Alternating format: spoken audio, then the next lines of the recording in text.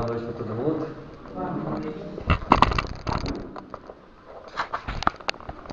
Nós estamos no capítulo 6, Fidelidade a Deus. Deixa eu só achar onde nós paramos aqui.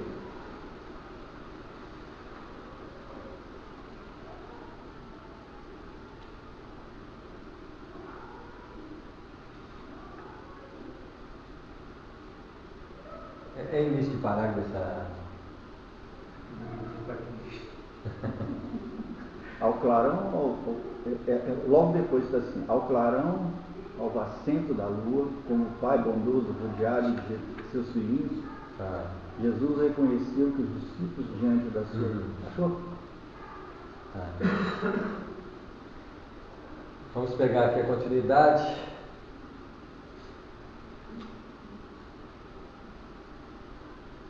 Timidamente, Tiago, filho de Alfeu, contou a história de um amigo que arruinara a saúde por excesso nos prazeres condenáveis.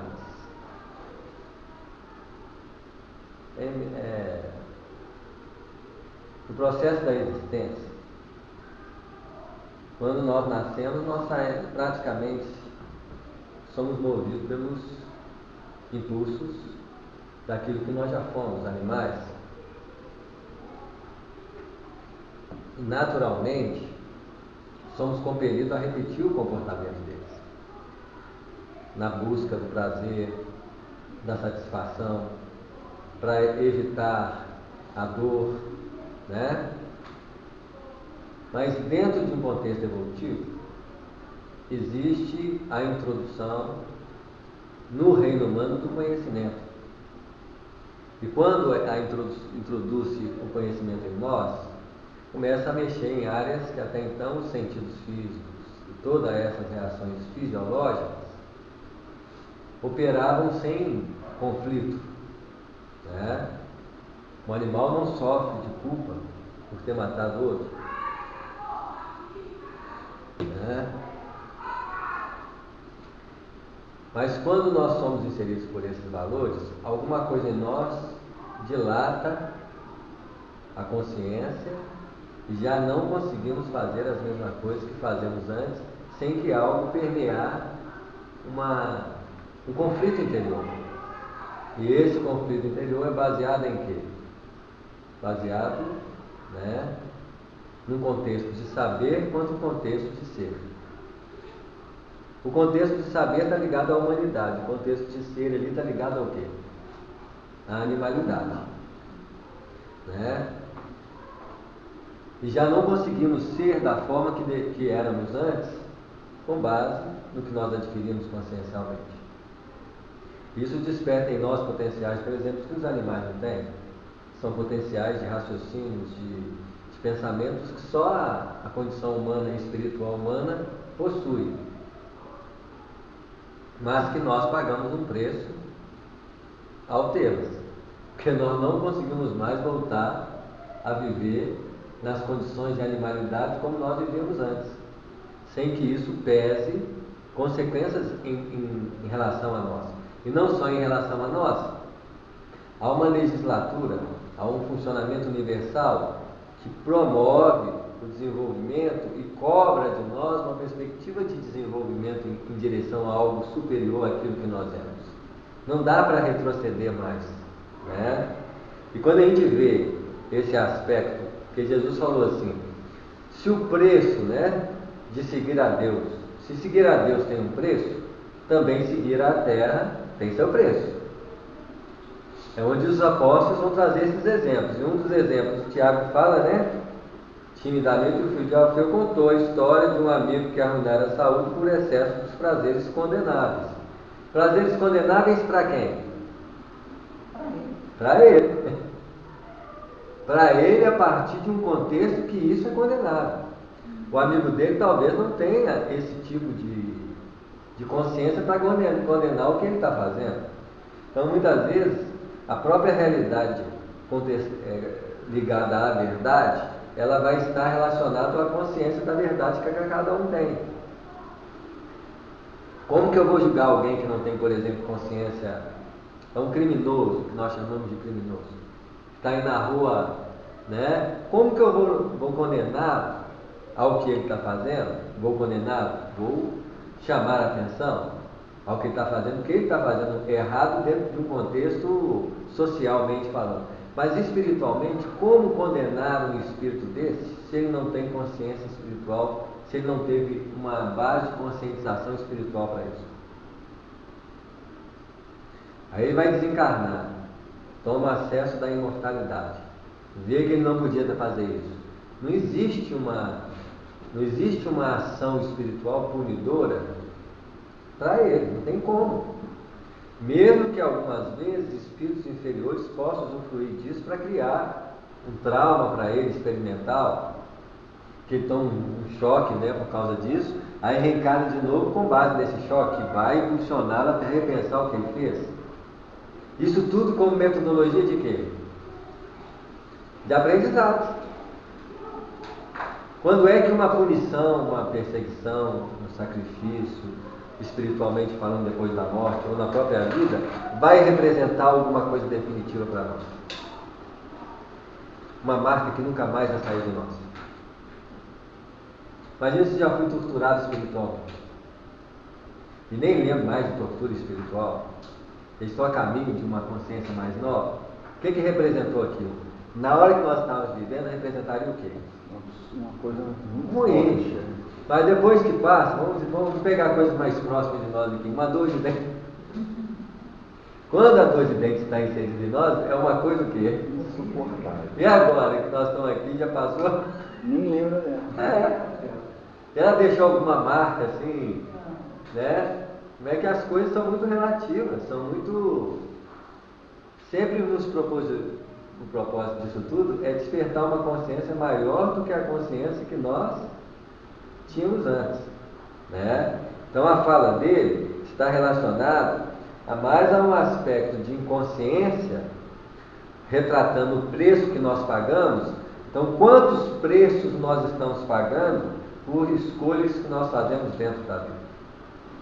Não é preço que vai ser cobrado, né? Alguém pode até falar, porque o André Luiz, por exemplo, quando ele chegou no nosso lar, ou mesmo no umbral, você, por exemplo, não viu o André Luiz sofrendo agressão. As pessoas assustavam ele, os espíritos riam dele, faziam ele acordar, não deixavam ele dormir, né? É o máximo que fazer com ele, mas se notaram se algum espírito deu um soco nele, bateu nele. E por que não aconteceu isso com ele?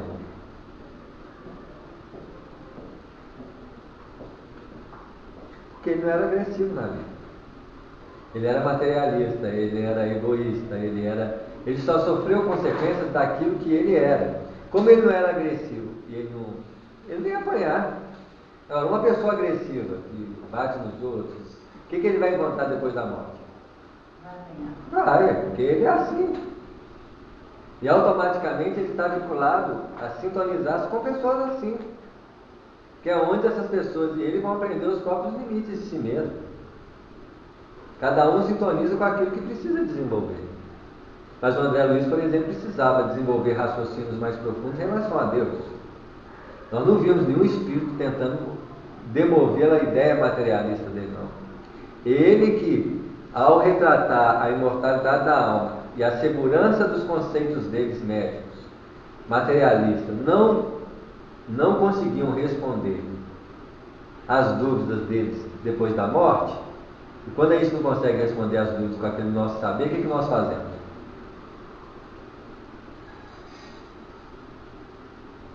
Nós mudamos o saber. Se o saber já não me satisfaz, então, até então, a ciência concebia para ele que não existia nada depois da morte, que a matéria morreu, acabou. Então, quando ele se vê depois da morte, né, consciente de si, ele fala assim: o que está acontecendo? O conceito da ciência fala que morreu? Peraí, o que está acontecendo? Aí ele fala assim: eu estou num lugar, continua a viver. Olha o raciocínio dele. Ele mesmo estava elaborando o quê? Então a consciência dele, que tinha um nível de consciência, um nível de conhecimento que o sustentava, A partir daquele momento, aqueles elementos não sustentam mais. Ele passa então a necessitar de um novo parâmetro. Isso baseado no sofrimento. Esse sofrimento, o conhecimento dele não conseguia toler o nível de sofrimento dele. Então nós estamos falando de estruturas psicológicas ligadas à razão e ao sentimento. A razão que ele tinha segura criou um nível de sentimento perturbador, que até então o sentimento dele era o quê? Com base naquela razão. Vou aproveitar da vida. Então, que sentimento que eu tinha? Um sentimento satisfatório, né? Então eu tenho um homem e uma mulher dentro de mim, estruturado nas linhas da razão e do sentimento, que quando se deparam com uma nova perspectiva, quem primeiro emerge na transformação dos dois anos? A razão ou o sentimento?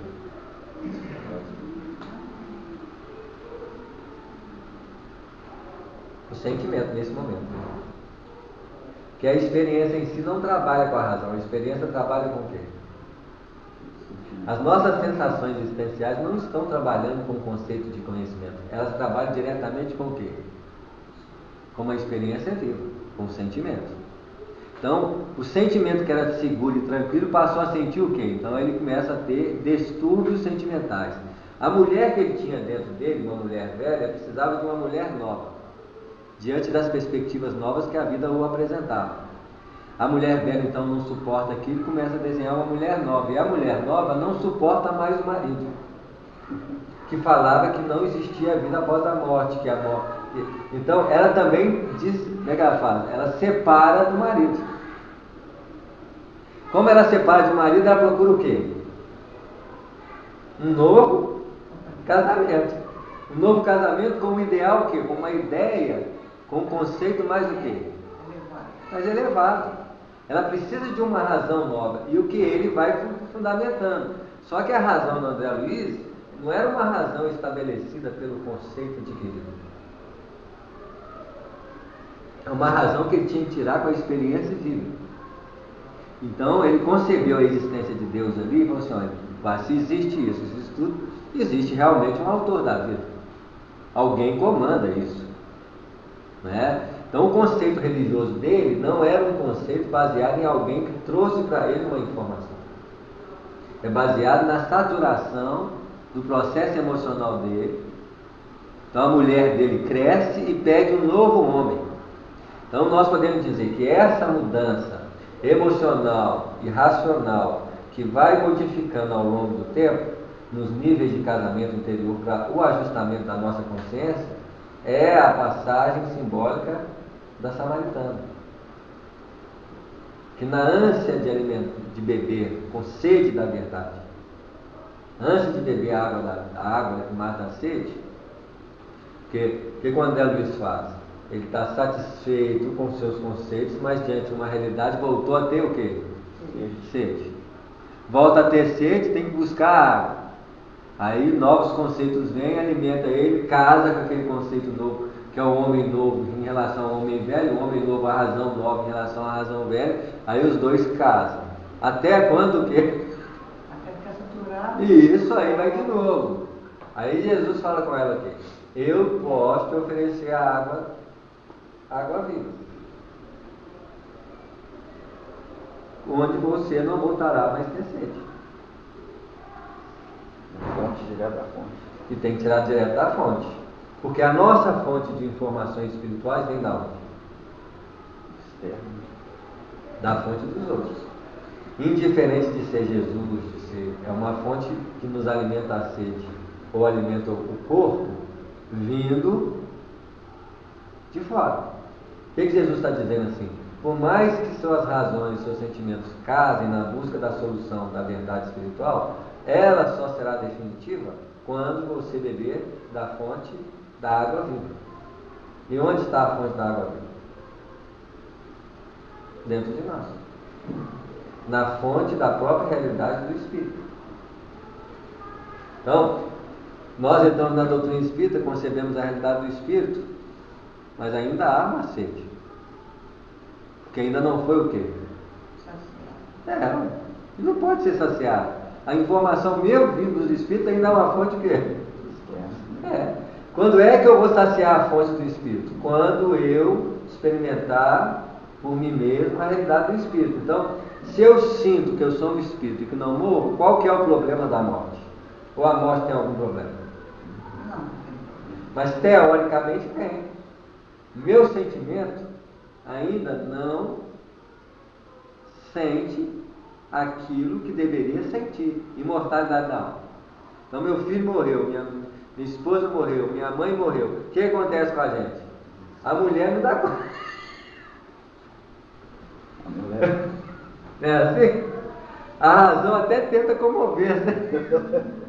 Mas você não é espírito, você não acredita? Não, mas é como se não aceitasse. Mas se eu sentisse aquilo, eu ia ter algum tipo de reação contra aquilo? Não. Ah, mas e a saudade? Saudade do quê? Do tempo bom passado. Isso, então aí, é assim? Aí nós estamos negando a própria mudança existencial da vida, que o tempo todo está o quê? Abrindo mão de uma realidade para que outra possa o quê? Então o que mais evidente na nossa vida é o quê? É a morte. Então tudo é ilusão. Lógico, tudo é passageiro. A única coisa que não é passageira é a consciência de quem passa por ele. Porque a consciência ela é imortal, mas os fenômenos são passageiros. Por mais satisfatório, né, assim, não adianta. Eu comi um prato num lugar, vou ficar saboreando mentalmente ele. O que é alimentar-se mentalmente de um prato? Nas lembranças. É iludir-se que você está satisfeito. Quando é que você está satisfeito com o prato? Só no Só não você está comendo. Então você deveria comer e acabar ali, pronto, morreu. A vida tem que ser bem vivida nesse sentido. Você tem que viver ela o quê? O grande problema é que nós sustentamos um psiquismo continuador, e esse psiquismo continuador é a raiz do ego. A raiz da manutenção de algo que não é real. Por isso que até as transformações dos conceitos espirituais vão se alongando. O espiritismo, para falar de imortalidade, que é uma coisa diferente de imortalidade da alma, uma coisa completamente diferente da outra, porque a imortalidade da alma precisa do quê?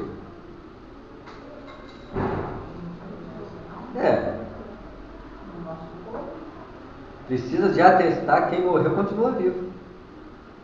Senão não ia ser imortalidade da alma. Para o espiritismo surgir como uma doutrina, ele teve que fazer o quê? Atestar a imortalidade da alma. Mas a imortalidade da alma é a preservação da personalidade depois da morte, porque senão não vale. Então, meu pai morreu, eu quero afirmar que é ele. Como é que eu vou ter que afirmar? Eu vou ter que afirmar através da imortalidade da alma. Ele vai ter que provar para mim alguma fala, é ele. Antes de entrar na imortalidade, eu tenho que entrar na imortalidade da alma. Agora, é um grande problema isso. Porque a imortalidade da alma serve quantas vidas? Quantas vidas concebe a alma? Uma só. Eu posso lembrar da minha vida passada, aí eu vou conservar. Mas quando eu morro, eu vou contestar que sou eu. Vou falar que sou eu. Aí eu reencarno de novo. Já não sou eu mais. Já não tem mais imortalidade da alma mais não. Tem que ser outra. Então, mas esse é um passo que a maioria de nós não compreende. Até porque os espíritos não podem dar o salto. Primeiro você tem que imortalidade da alma, depois vão falar assim, não existe alma. A sua personalidade, infelizmente, não vai ser sustentável. Você não é o que você foi. Mas aí o que nós temos? Apego. O apego de sustentar um nome. E tudo que eu tinha envolvido é esse nome. Aí os espíritos falam assim, vai ter que reencarnar, porque a reencarnação é a segunda morte da alma. Porque na reencarnação nós matamos o ego anterior, para criar o quê? Aí nós vamos criando ego até cair na real. Que não existe real. Quando você chega nesse nível, você entra na imortalidade. não mais da alma. Uma capacidade de viver sem personalidade. O que é muito distante daquilo que até então nós trabalhamos. Porque mesmo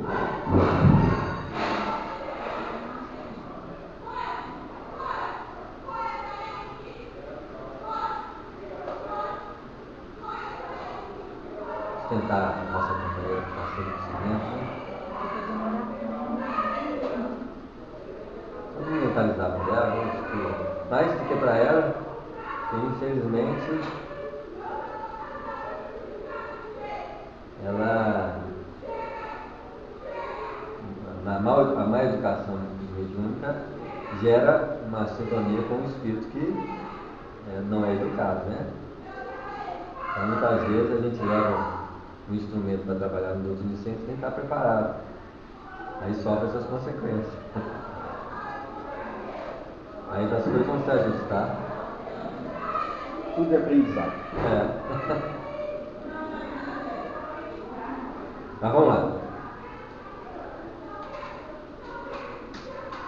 Tadeu falou de um conhecido que depois de ganhar grande fortuna, se havia tornado avarento e mesquinho, a ponto de privar-se do necessário para multiplicar o número das suas moedas, acabando assassinado pelos ladrões.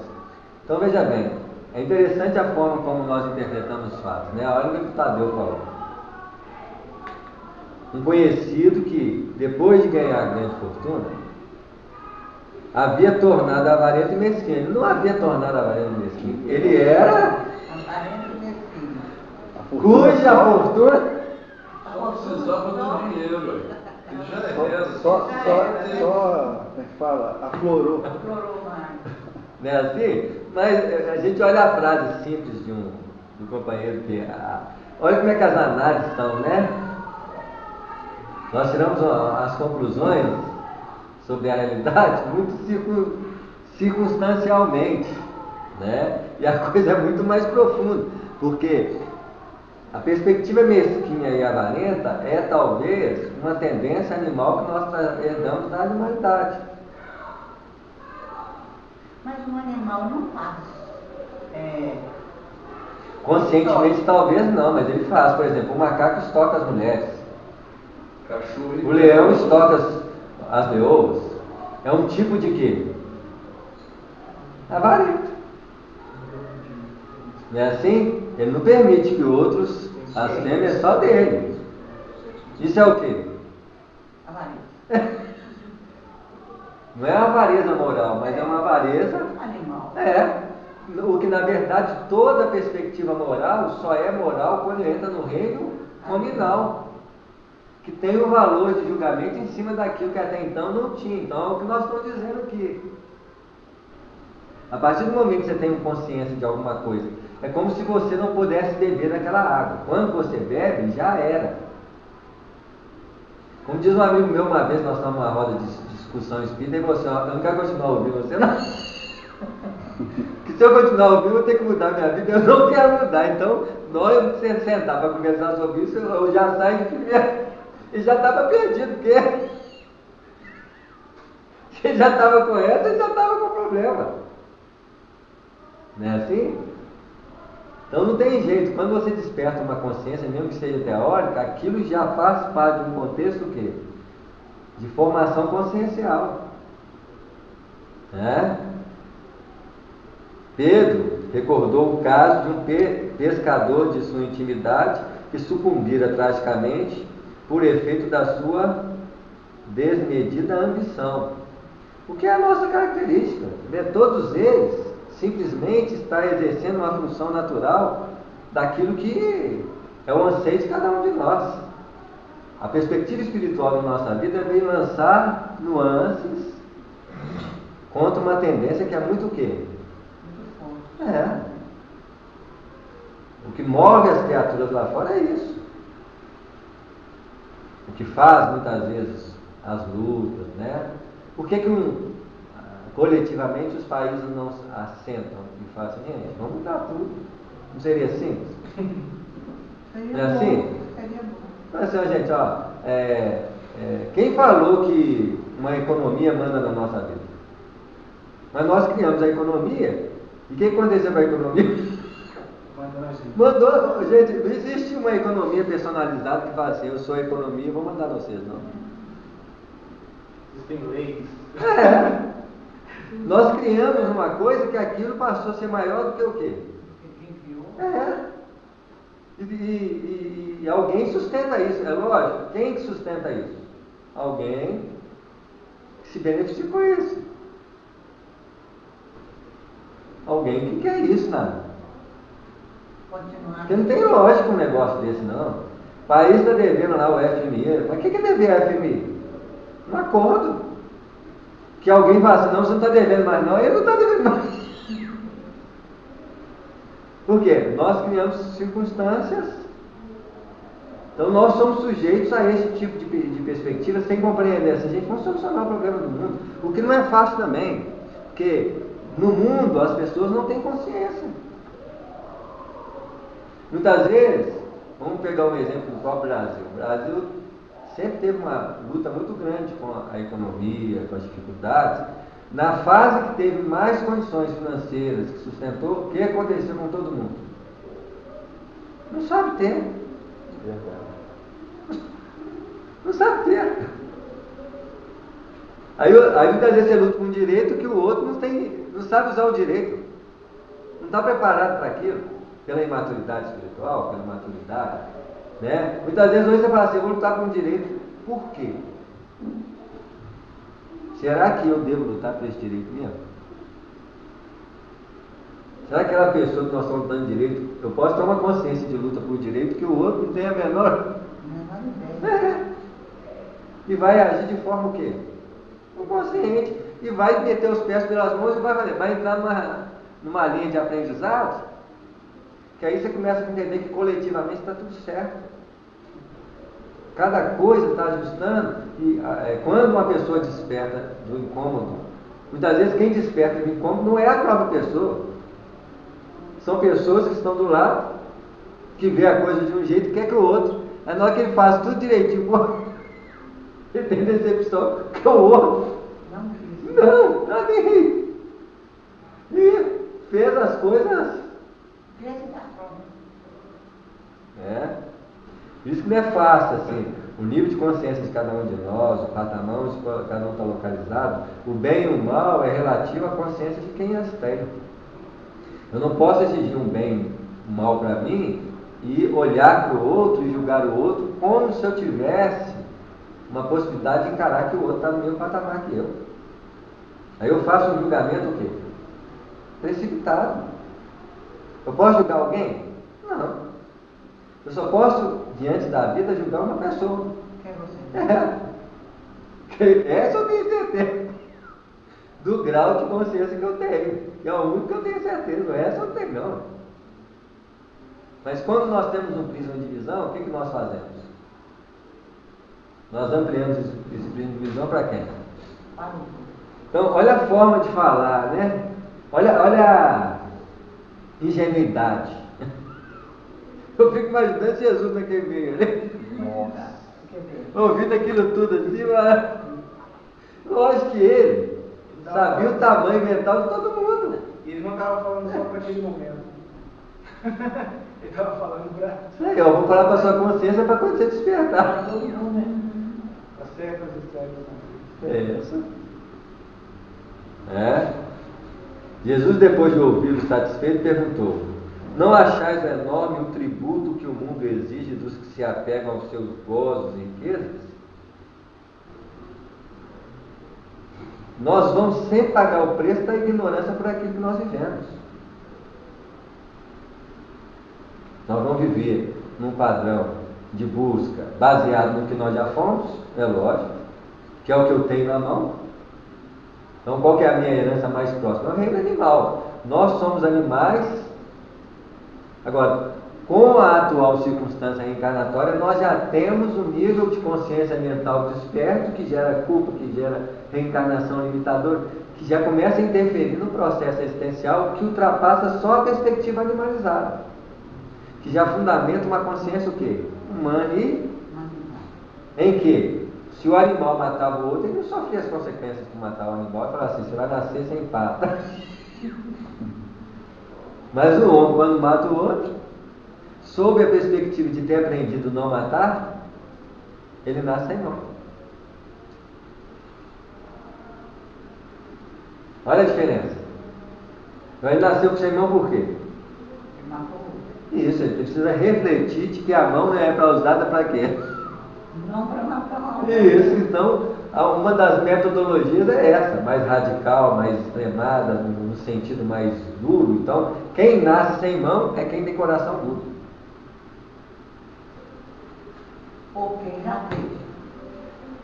Não tem como fugir desse parâmetro, não, porque uma alma sensível, para nascer sem mão, só se ela pedir. Ou submissão, né? Então, fora disso, nascer sem mão constrangidamente tem algum benefício o quê? Vamos dizer assim, uma dura pena de educação. Apesar de não ser uma melhor metodologia para uma alma sensível, mas talvez para uma alma endurecida, né? Como diz a própria frase do Humberto Campos, que diz assim: a rocha a desperta com a dinamite e a flor com os raios do sol. Olha o nível de sensibilidade para despertar. Isso quer dizer o seguinte: tem corações tão duros que só dinamite do sofrimento não é o quê? Para romper. O outro raio do sol de uma verdade, de uma. Pode. Opa! Né?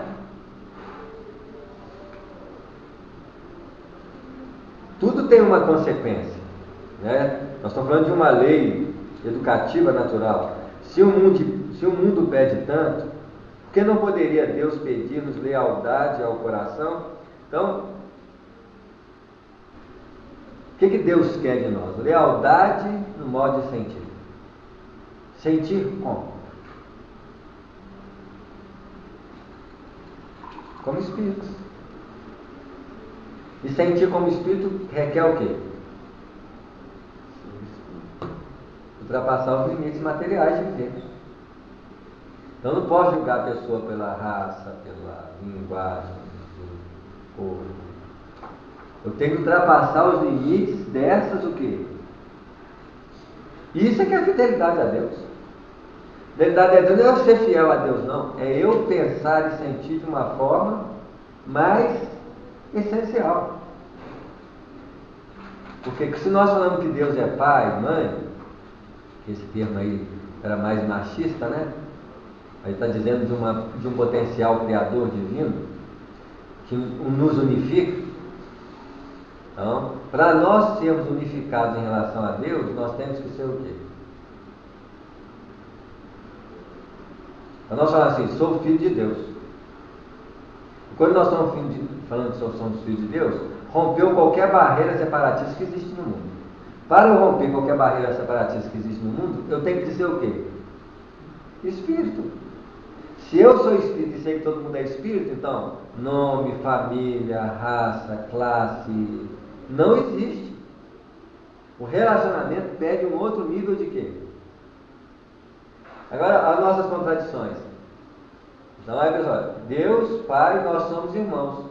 Como que nós falamos isso?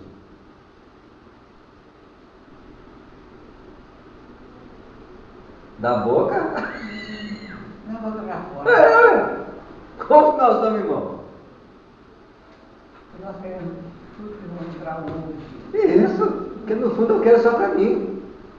Aí, a sabedoria divina rompe a barreira do exclusivismo e cria um núcleo familiar. O que o núcleo familiar força? A ser Gostar de um estranho. Deixar de ser. Isso. De ser o centro, aí começa, né, assim? melhorar. Aí já tem um exclusivismo mais o quê?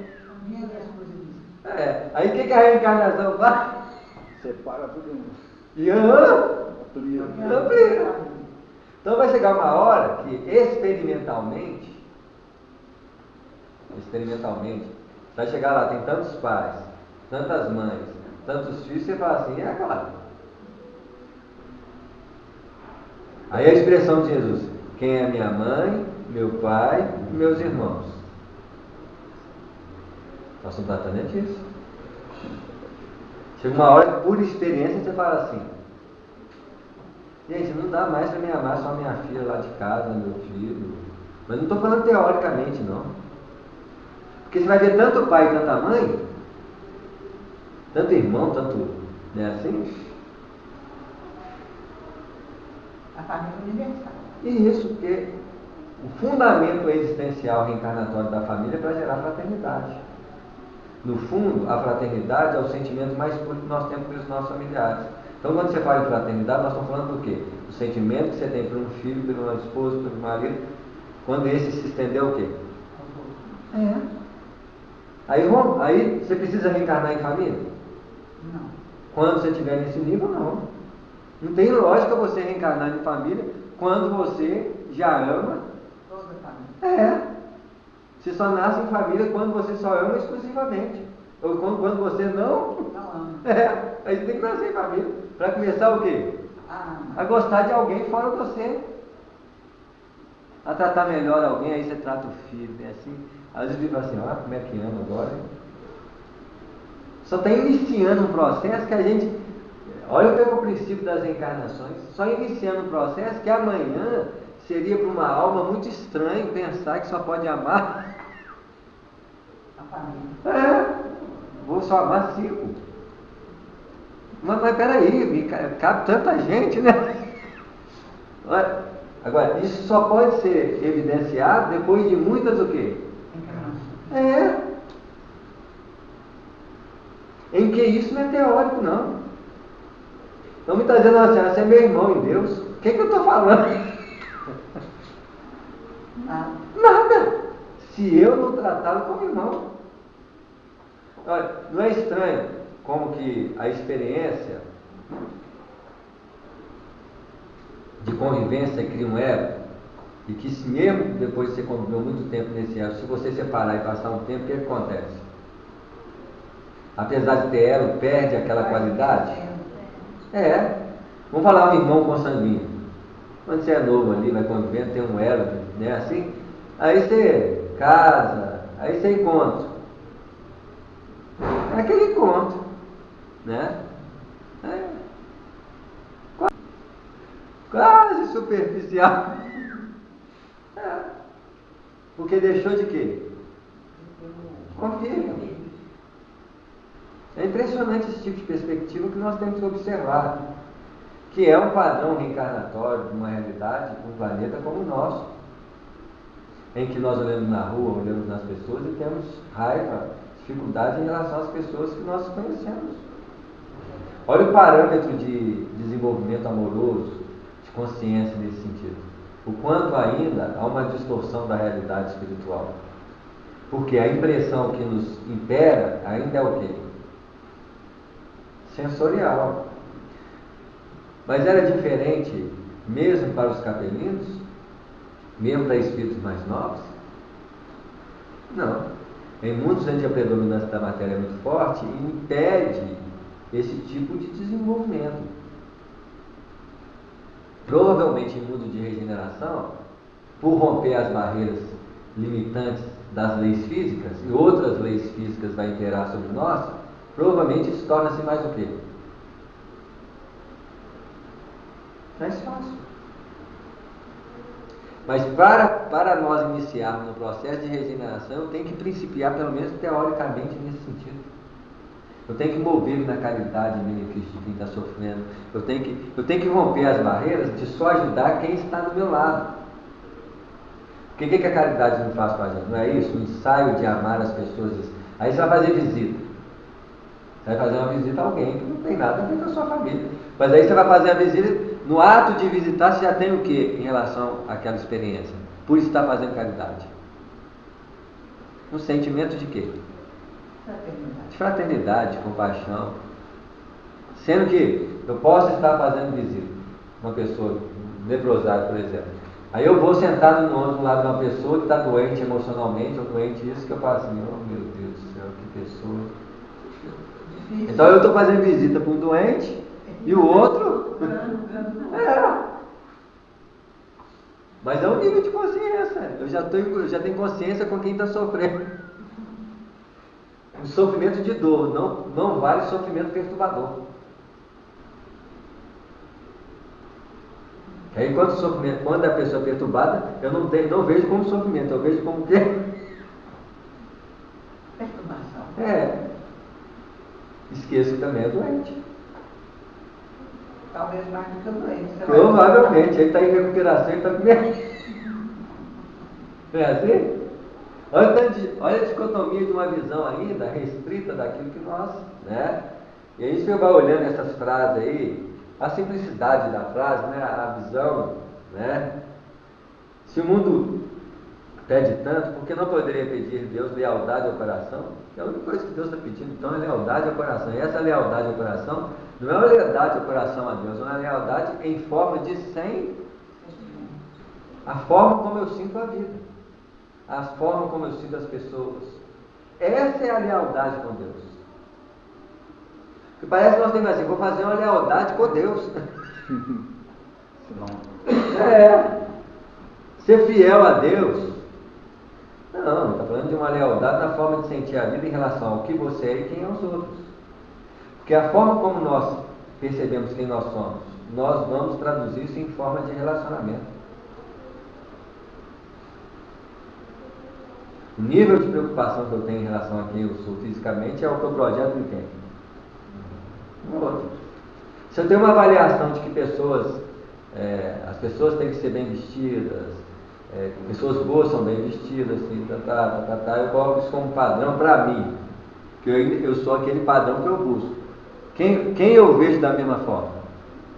Quem está dentro desse padrão. Quem está fora de padrão, eu olho como? Marginalizado.